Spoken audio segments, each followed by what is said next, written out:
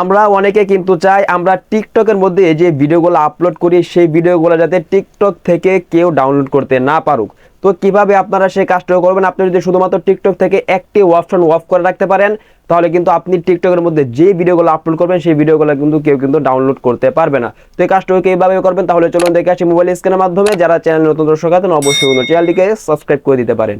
বন্ধুরা সরাসরি চলে আসলাম মোবাইল স্ক্রিনে। আমরা যদি চাই আমাদের টিকটকের মধ্যে যে ভিডিওগুলো আপলোড করবো সেটা কেউ ডাউনলোড করতে না পারুক তাহলে আমাদেরকে যে কাজটা করতে হবে, প্রথমেই আমরা আমাদের ফোন থেকে যে টিকটক আছে আমরা আমাদের ফোন থেকে টিকটকে চলে যাব। আমরা আমাদের ফোন থেকে টিকটকে আসার পর এখান থেকে এটা দেখেন ডান দিকে যে আমাদের যে প্রোফাইলটা রয়েছে সকলে এখান থেকে প্রোফাইলের মধ্যে ক্লিক করে দিব। যখন আমাদের সামনে এরকম একটা ইন্টারফেস চলে আসবে এবার এখান থেকে এটা দেখেন উপর দিকে যে 3 লাইন রয়েছে ডান দিকে সকলে এখান থেকে 3 লাইনের মধ্যে ক্লিক করে দিব। তাহলেই আমাদের সামনে কিন্তু এরকম একটা ইন্টারফেস চলে আসবে। এবার এখান থেকে যে কাজটা করতে হবে এখান থেকে এটা দেখেন সেটিংস এন্ড প্রাইভেসি যে অপশনটা রয়েছে সকলে এখান থেকে সেটিংস এন্ড প্রাইভেসির মধ্যে ক্লিক করে দিব।